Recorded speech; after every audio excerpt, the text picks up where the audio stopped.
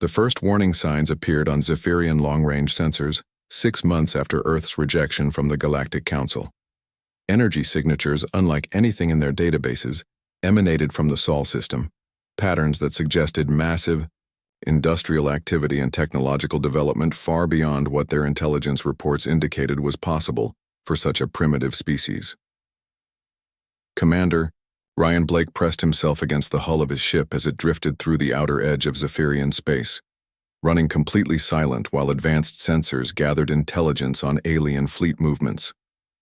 The vessel around him represented humanity's greatest technological leap forward, a fusion of human innovation and reverse-engineered alien technology that created something entirely new. Stealth capabilities that rendered the ship invisible to conventional detection, engines that left no energy signature, and sensors that could penetrate alien security screens without triggering alarms.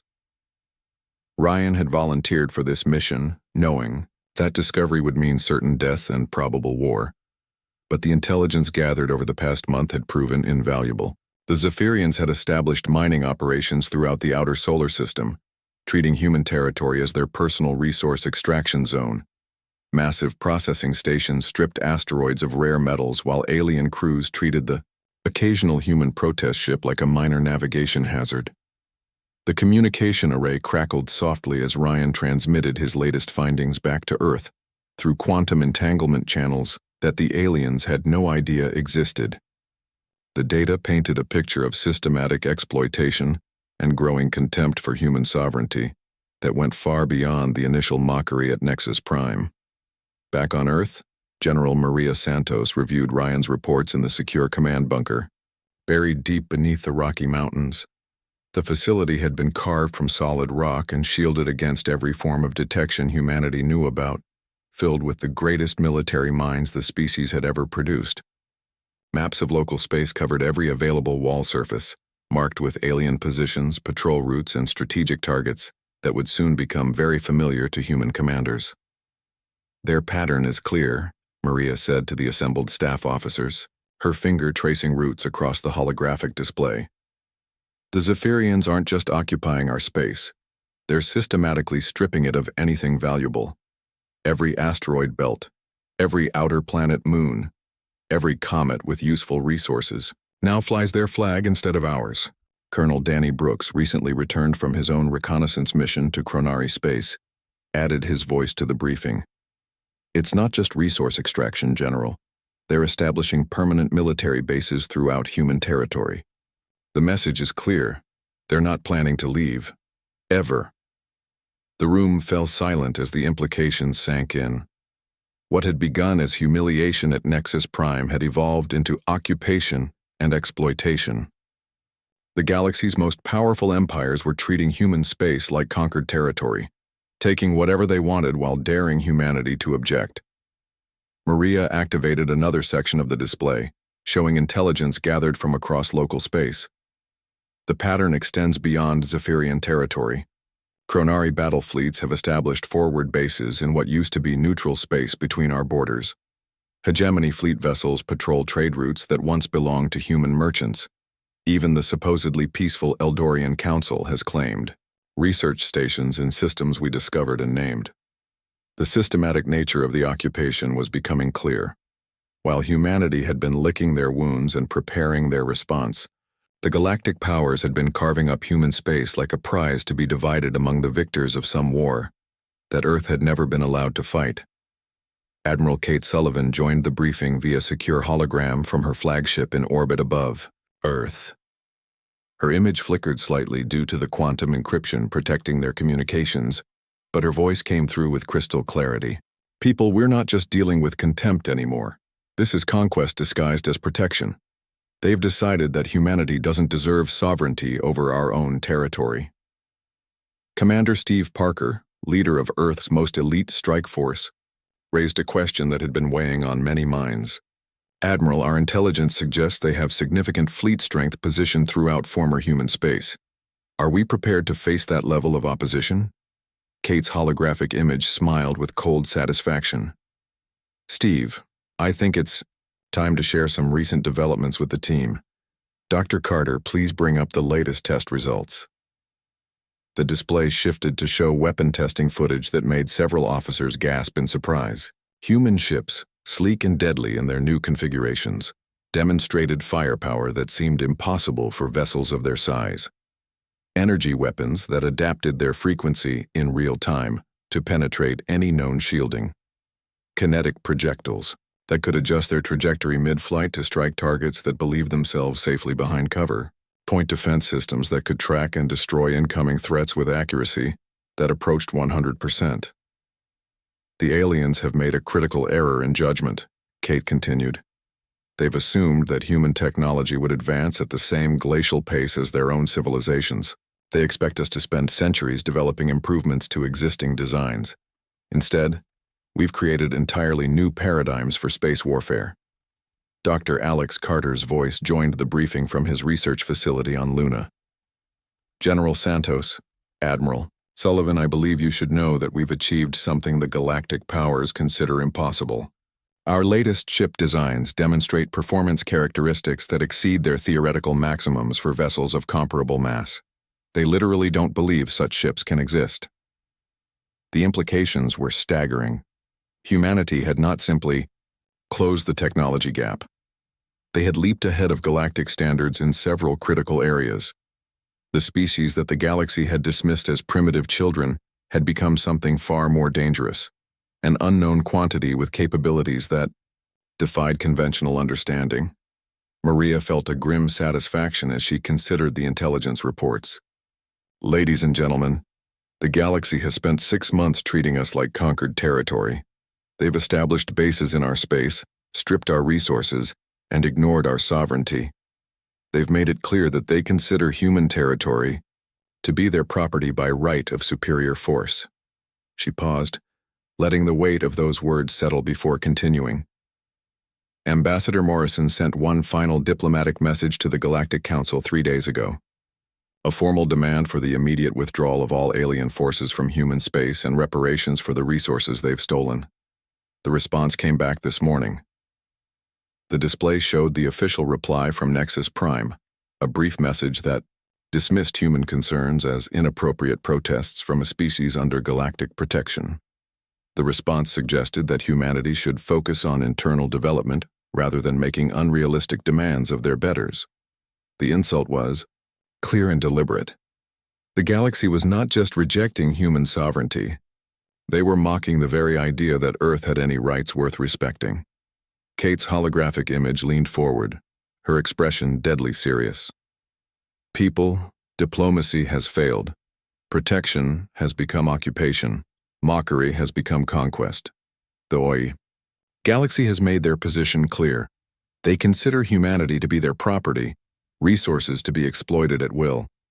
She paused, her eyes meeting those of every officer in the room. It's time to teach them that human property comes with a very high price of ownership. Fleet positions are being finalized as we speak. Target lists have been prepared and distributed. In 72 hours, humanity will send a message that the galaxy will never forget.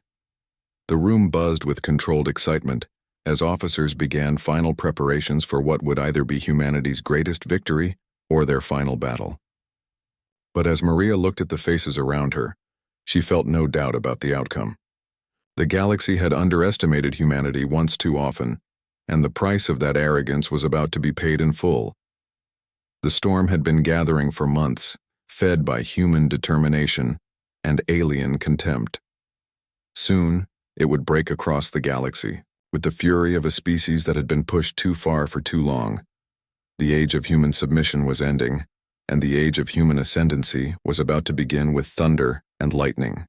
The crystal walls of the Galactic Council chamber stretched high above the gathered delegates, each surface reflecting light from 1,000 different suns.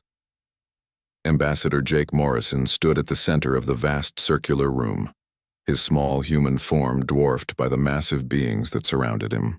The air hummed with translation devices working overtime to convert the babble of alien languages into something resembling understanding.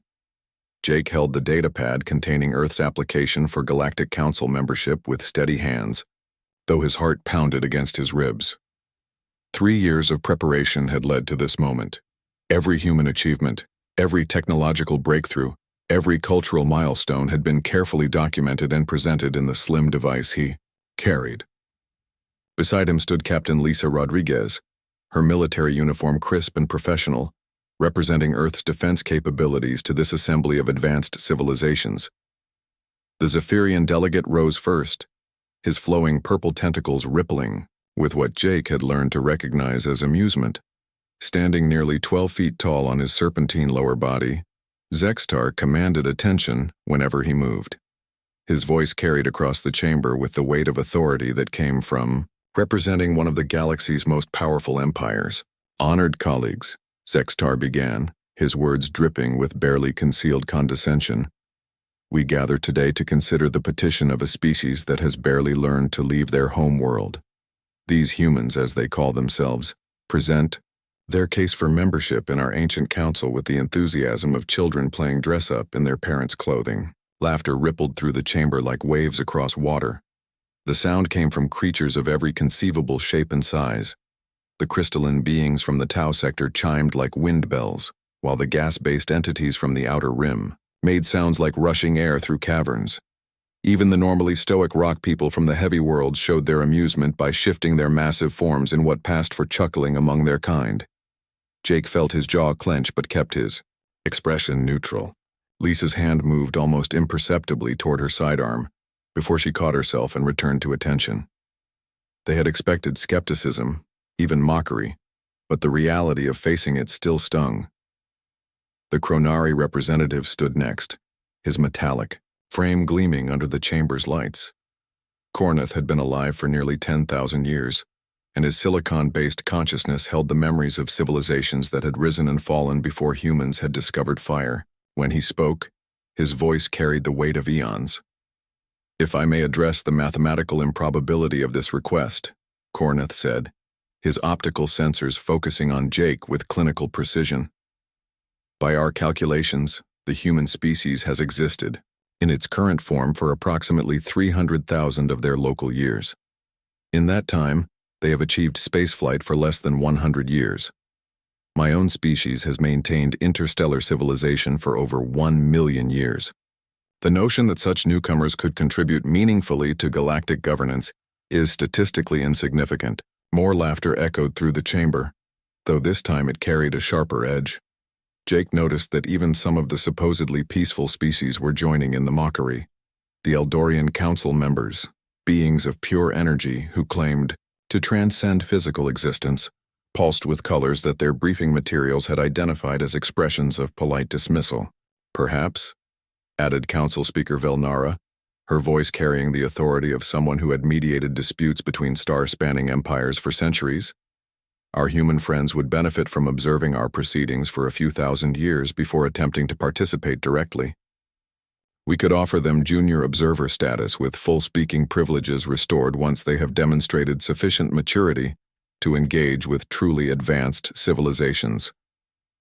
The suggestion drew nods and sounds of agreement from across the chamber.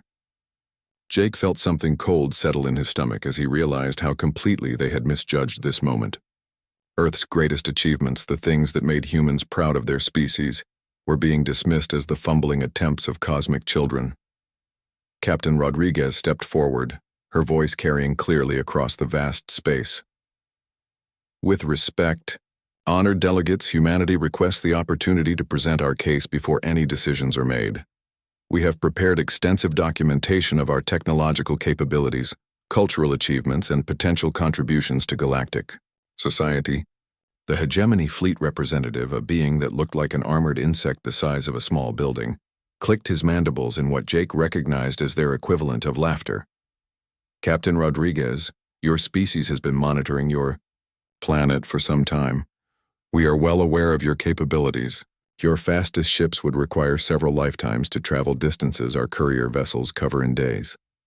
Your most powerful weapons could not penetrate the defensive screens of our smallest patrol craft. Your longest-lived individuals perish before they could complete even basic galactic citizenship training." Jake finally spoke, his voice steady despite the humiliation burning in his chest. "We may be young by your standards, but humanity has proven our adaptability and determination time and again. We have overcome challenges that would have destroyed lesser species. We ask only for the chance to prove ourselves worthy of membership in this council." Zextar's tentacles writhed with what Jake now realized was outright contempt. "Young ambassador, your species has indeed shown a certain primitive cunning in overcoming the basic challenges of planetary survival. However, galactic civilization requires a level of sophistication that cannot be achieved through mere determination. We deal with forces and responsibilities that span millennia. Wars between star systems, trade agreements that affect billions of worlds, diplomatic protocols that have maintained peace for longer than your species has existed." The chamber fell silent as Velnara called for the formal vote. One by one, the representatives of hundreds of worlds and civilizations registered their decisions. Not a single voice spoke in favor of Earth's membership. The unanimous rejection felt like a physical blow to Jake's chest. "The Council has spoken," Velnara announced with finality. "Earth's petition for membership is denied. We offer instead provisional observer status, with the understanding that full membership may be reconsidered in 10,000 local years, provided humanity demonstrates significant advancement in technology, culture, and peaceful disposition." As a final insult, the Council assigned Earth a protection detail from the Hegemony fleet. 3 massive ships would be stationed in the outer solar system to ensure that humanity's youthful exuberance did not pose a threat to established galactic order. The message was clear.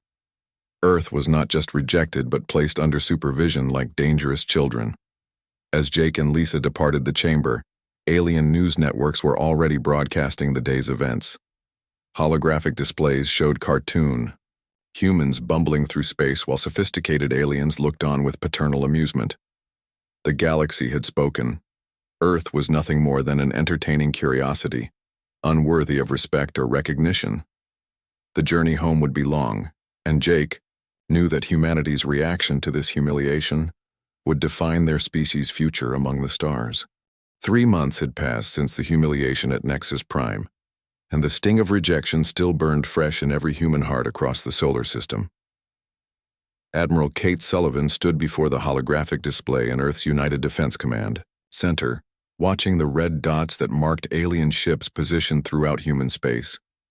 The Hegemony fleet had not been content with simply parking 3 vessels in the outer system. Now dozens of alien craft moved freely through what had once been humanity's domain, treating Earth's protests like the complaints of unruly children. The massive conference room buzzed with tension as military leaders, scientists, and government officials gathered for what many believed would be humanity's most important meeting since the formation of the United Nations. Kate's weathered face showed the strain of recent months as she addressed the assembled crowd.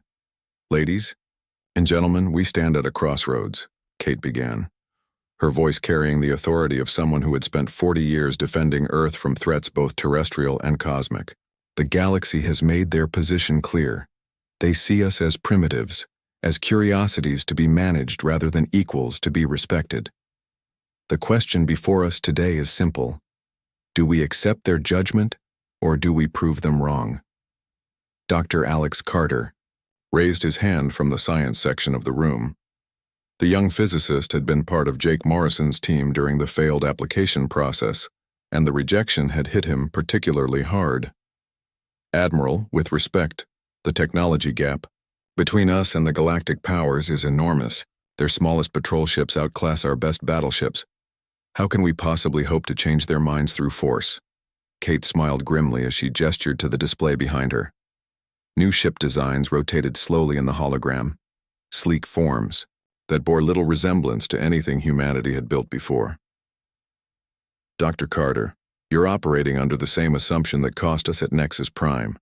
You're thinking like them. They believe that technology advances slowly, that innovation comes in careful, measured steps over thousands of years. They've had the same ship designs, the same weapons, the same tactics for millennia, because that's how their civilizations work." She paused, letting her words sink in before continuing. "But that's not how humans work. We adapt, we innovate, we take existing technology and find ways to use it that its creators never imagined. Over the past 3 months, our teams have been reverse engineering every piece of alien technology we've encountered through trade agreements and diplomatic exchanges. What we've discovered would shock the Galactic Council if they bothered to pay attention. Alex leaned forward, his interest clearly piqued. What kind of discoveries? The kind that turn the galaxy's assumptions about us upside down, Kate replied. Show them, Dr. Carter. A different Alex Carter, this one a materials scientist who shared the physicist's first name, stood and activated his own presentation. We've been analyzing the hull composition of Zephyrian patrol ships. Their armor is incredibly advanced by our previous standards, but it's also been unchanged for over 2,000 years. They've achieved perfection in their minds, so they stopped innovating. We've found 17 different ways to improve upon their design using principles they never considered. The room erupted in excited murmurs as the implications became clear. If humanity could improve upon technology that the galaxy considered perfected, what else might they accomplish? Kate held up her hand for silence. The aliens see our youth as a weakness. They're about to learn that it's our greatest strength. While they've spent millennia perfecting what they already know, we've spent our entire existence learning to do more with less. Every human innovation has come from necessity, from facing impossible odds and finding ways to overcome them. Captain Ben Rodriguez, Lisa's younger brother and commander of Earth's fastest scout ship, stood to address the room. Admiral, what about the hegemony fleet ships in our system? They're monitoring our every move. How do we prepare for anything? With them watching? Kate's smile turned predatory. Ben, you're thinking too small. Let them watch our public shipyards, our obvious research facilities. They see what they expect to see, humans building slightly better versions of what we had before. They don't know about the black sites, the hidden facilities, the projects that have been running in absolute secrecy since the day we returned from Nexus Prime. The Admiral activated another section of the holographic display, showing facilities scattered throughout the solar system that most of the people in the room had never seen before. Underground complexes on Mars, hidden stations in the asteroid belt, research platforms disguised as mining operations in the outer planets. For 3 months, the brightest minds of our species have been working around the clock. We've been building ships that don't exist on any official registry. We've been developing weapons that combine human innovation with alien technology in ways that should be impossible. We've been preparing for the moment when humanity stops asking for respect and starts demanding it.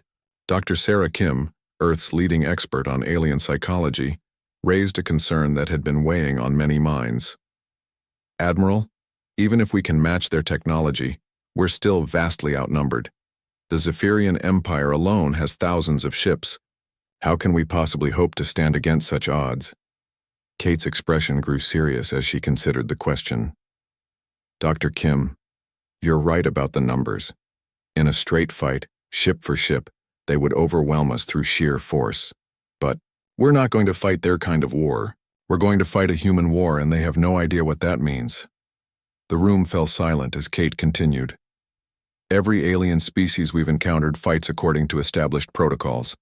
They have rules, traditions, accepted ways of conducting warfare that have remained unchanged for thousands of years. They fight like chess players, moving pieces according to predetermined patterns. But humans don't play chess in war. We play poker, and we're about to show them what it means to face opponents who will do anything to win. Commander Rachel Stone, head of Earth's Intelligence Division, activated her own presentation showing intercepted alien communications. The galaxy isn't taking us seriously. Zephyrian patrol reports describe our ship movements as predictable and harmless.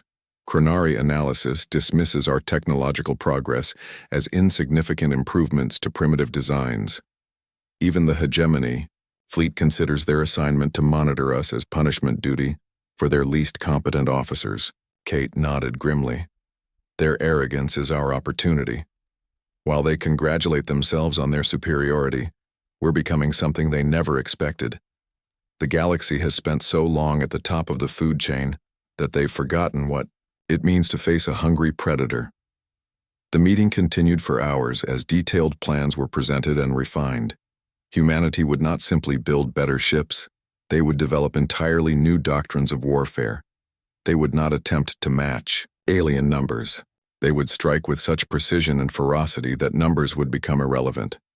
They would not play by galactic rules. They would write new rules in fire and steel. As the session drew to a close, Kate addressed the room one final time. "Ladies and gentlemen, 3 months ago the galaxy laughed at us. They treated us like children playing with toys we didn't understand. In the coming months, they're going to learn that they were half right. We are children compared to their ancient civilizations, but we're not playing with toys." She paused, her eyes sweeping across the faces of humanity's finest leaders. "We're playing with weapons of war, and we're about to teach the galaxy why human children should never be underestimated. The mockery ends now. From this moment forward, we earn our place among the stars not through begging or diplomacy, but through strength. Let them laugh while they can. Soon the only sound they'll make is screaming." The room erupted in determined applause as humanity committed itself to a path that would either elevate them to their rightful place among the stars or see their species destroyed in the attempt. But as Kate looked at the faces around her, she felt no doubt about the outcome. The galaxy had made a critical error in judgment, and humans had never been ones to let such mistakes go unpunished. The attack began at exactly 0600 Earth Standard Time, across 17 star systems simultaneously, time to catch alien forces during their routine shift changes when defensive readiness was traditionally at its lowest.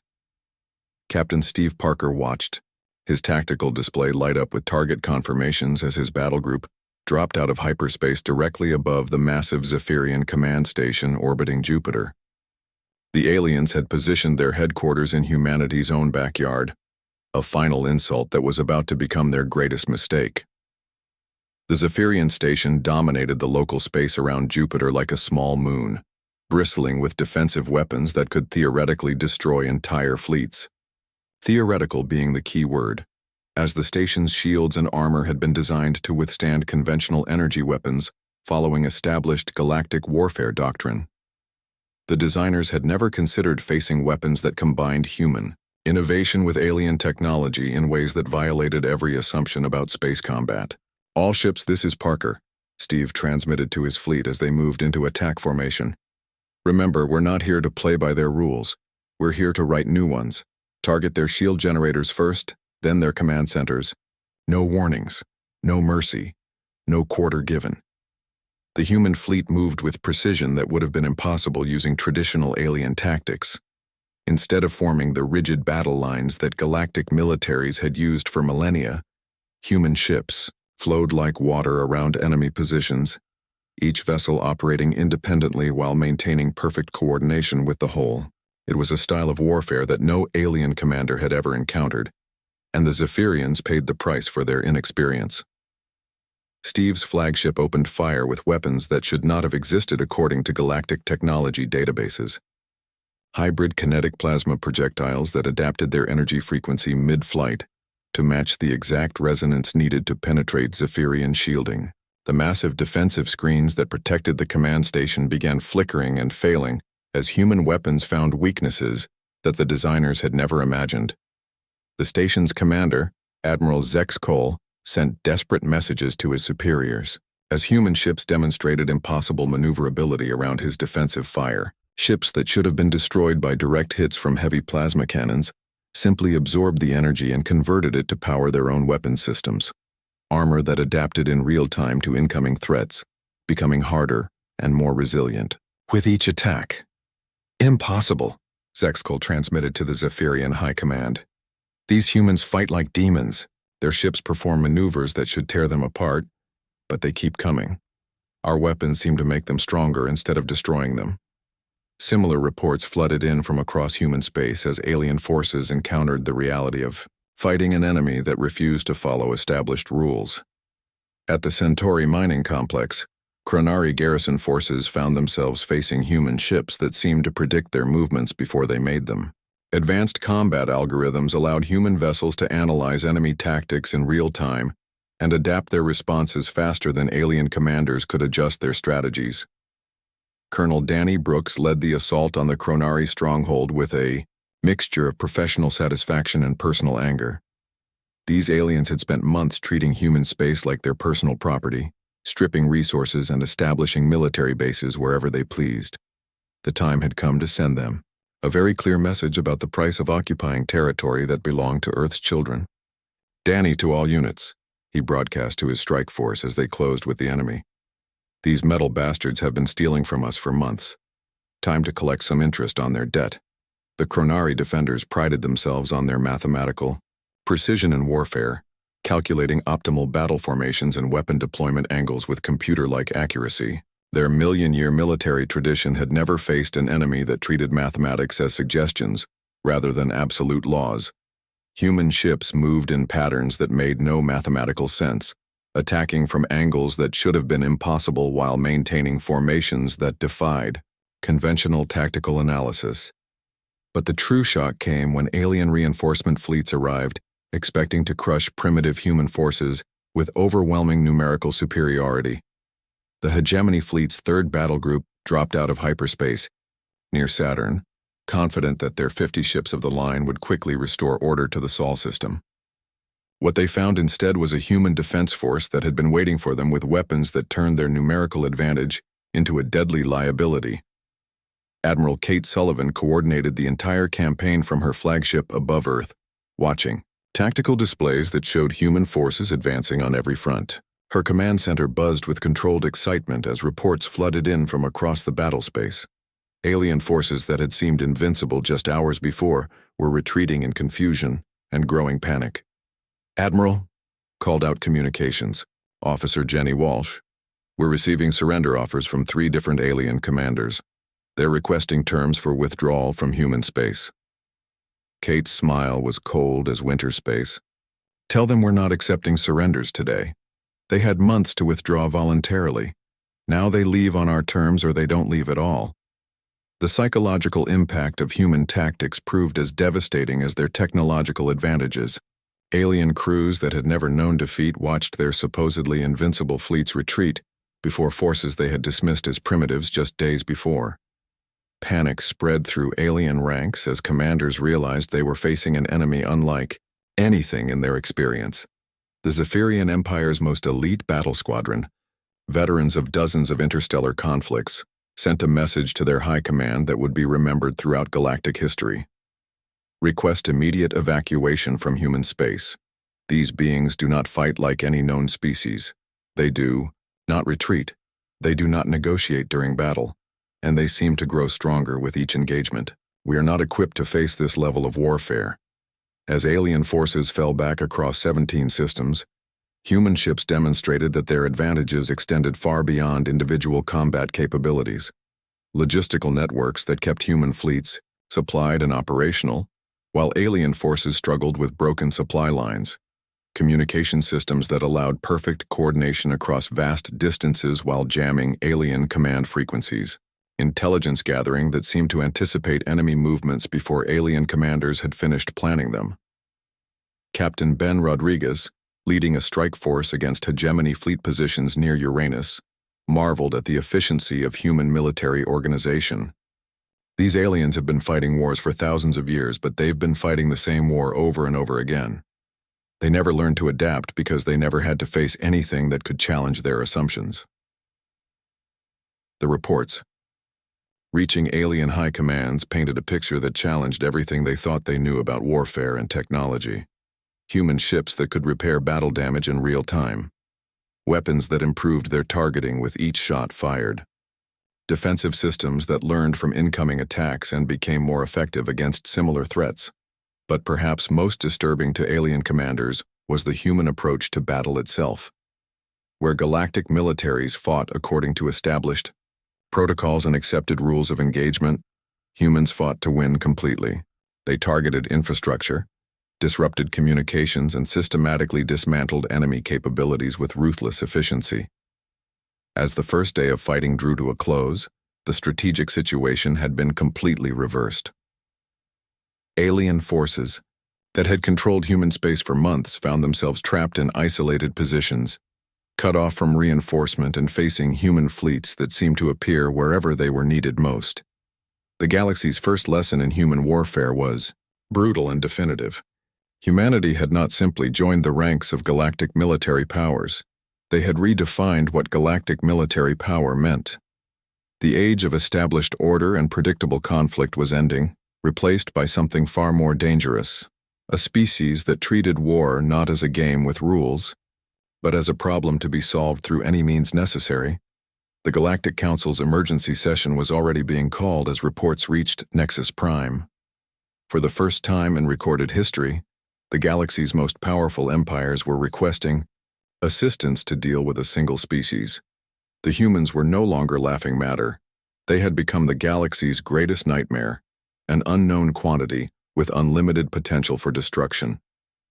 The emergency session of the Galactic Council convened in absolute chaos as reports continued flooding in from across the galaxy. The crystal chamber that had once echoed with laughter at humanity's expense now trembled with the urgent voices of species that had never known fear. Council Speaker Velnara struggled to maintain order as delegates shouted over each other in dozens of languages, their translation devices overwhelmed by the panic and confusion. Zextar, the Zephyrian delegate who had led the mockery of Earth's membership application, now stood before the assembly, with his once proud tentacles drooping in defeat. His empire's third fleet, which had controlled human space for months, had been completely destroyed in less than 48 hours. The survivors' reports painted a picture that challenged everything the galaxy thought it knew about warfare and technology. Honored colleagues, Zextar began, his voice carrying none of its former arrogance. I must report that the Zephyrian Empire formally requests immediate military assistance in dealing with the human threat. Our forces have suffered casualties approaching 90%. Our most advanced battle stations have been reduced to debris. Our commanders report facing tactics and technology that appear to violate the fundamental laws of physics. The Chronari, Representative Korneth, processed the incoming data with growing alarm. His silicon-based consciousness had access to military databases spanning millions of years, but nothing in that vast repository of knowledge offered solutions for fighting an enemy like humanity. The mathematical models are clear, he announced. To the chamber.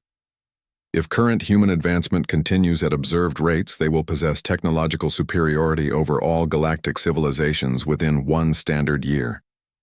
The implication sent shockwaves through the assembly. Species that had dominated galactic politics for millennia suddenly faced the possibility of being reduced to minor powers by a civilization they had dismissed as primitive children just months before. But humanity was not finished demonstrating their capabilities. Colonel Danny Brooks led deep strike missions into the heart of alien territory, proving that human forces could not only defend their own space, but project power across the galaxy with terrifying efficiency. His battle groups appeared in Zephyrian core systems, striking military installations and strategic resources with precision that seemed impossible for ships operating so far from their home base. The psychological impact proved as devastating as the military victories. The Hegemony fleet, which had maintained galactic peace through superior firepower for over 10,000 years, found their most advanced ships retreating from human forces that should have been hopelessly outgunned.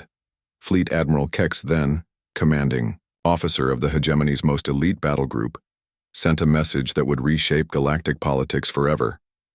To all Allied commands, his transmission began. I am ordering the immediate withdrawal of all Hegemony forces from human territory and the establishment of defensive positions around our core worlds. The humans have demonstrated capabilities that exceed our current understanding of military science. Until we can develop countermeasures, they must be considered the dominant military force in local space.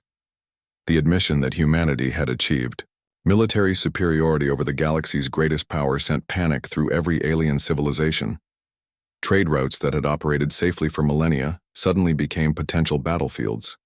Border disputes that had been frozen for centuries erupted into open conflict as species scrambled to secure strategic positions before humanity expanded further. Ambassador Jake Morrison returned to Nexus Prime for the second time, but the reception could not have been more different from his previous visit. The same chamber that had echoed with laughter at humanity's membership application now fell silent as he entered. Alien delegates who had dismissed Earth as irrelevant now watched his every movement with a mixture of fear and desperate hope. The council session began with formal acknowledgement of the strategic situation. Humanity controlled not only their original territory, but had established military dominance over vast regions of space that had belonged to other powers. Human fleets maintained positions throughout alien territory, their advanced ships serving as constant reminders of the new balance of power. Velnara addressed Jake with a respect that had been entirely absent during his previous visit. Ambassador Morrison, the Galactic Council recognizes that recent events have fundamentally altered the strategic balance of our region. We request negotiations regarding the establishment of new territorial boundaries and the terms for peaceful coexistence with human civilization. Jake's response carried the weight of humanity's newfound strength. Speaker Velnara, 3 months ago I stood in this chamber and asked for recognition of Earth as a sovereign power worthy of membership in this council. You responded with laughter and mockery. You treated us like children who needed supervision and protection. He paused, letting his words echo through the silent chamber before continuing. Today, human fleets control the space lanes that connect your worlds. Human technology has rendered your most advanced weapons obsolete. Human military doctrine has made your traditional tactics meaningless. The children you mocked have grown up, and we've decided that the galaxy needs new management. The Zephyrian delegate, his tentacles trembling with barely controlled fear, asked the question that haunted every alien mind. Ambassador Morrison, what does humanity want from us? What are your terms for peace? Jake's smile carried no warmth as he considered the question. What do we want? We wanted respect. We asked for recognition as equals. We requested the right to govern our own territory without interference. You gave us mockery, occupation, and exploitation instead. He gestured to the display screens showing human ships positioned throughout galactic space, their sleek forms a stark contrast to the bulky alien vessels that fled before them. Now we'll take everything we should have been given from the beginning, and we'll take it because you've proven that the only language you understand is force. The formal terms presented to the Galactic Council represented a complete reversal of the previous power structure. Earth demanded immediate recognition as the dominant military and political force in local space. All alien military forces would withdraw to positions outside human-controlled territory. Reparations would be paid for months of illegal occupation and resource extraction. Most importantly, humanity would assume permanent leadership of the Galactic Council, with all major decisions requiring human approval. The vote for Earth's membership in the Galactic Council was unanimous, but everyone in the chamber understood that it was no longer a matter of joining an existing organization. Humanity had become the organization, and the rest of the galaxy would adapt to human leadership or face the consequences of resistance. Dr. Alex Carter, now serving as Earth's Minister of Science and Technology, presented the Council with humanity's plans for galactic development. Advanced technologies that had given humans their military advantages would be shared selectively with species that demonstrated proper respect and cooperation. Trade agreements would be restructured to benefit human interests. Scientific research would be coordinated through Earth-controlled institutions. As the session concluded, Jake addressed the assembly one final time. For too long, this galaxy has been ruled by civilizations that grew comfortable with their power and stopped striving for greatness. You achieved technological peaks thousands of years ago and decided that was enough. You created stable societies and convinced yourselves that stability was the highest goal of civilization. He looked across the faces of beings who had once considered themselves humanity's superiors. But humans don't believe in settling for enough. We believe in becoming better, stronger, faster, smarter with each passing generation. We've proven that youth and determination can overcome age and arrogance. The galaxy belongs to whoever has the strength to claim it, and we've claimed it all. The age of galactic stability had ended, replaced by something far more dynamic and dangerous. Humanity had not simply joined the community of spacefaring civilizations, they had conquered it and remade it in their own image. The species that had been mocked as primitive children had become the galaxy's new masters, and their reign would be built on the foundation of strength, innovation, and the absolute refusal to accept limitations. As human ships maintained their positions throughout alien space, every species in the galaxy understood the new reality. Earth's children had come home to the stars, and the universe would never be the same. The age of human ascendancy had begun, born from the ashes of galactic arrogance and tempered in the fire of righteous fury that would reshape the cosmos itself.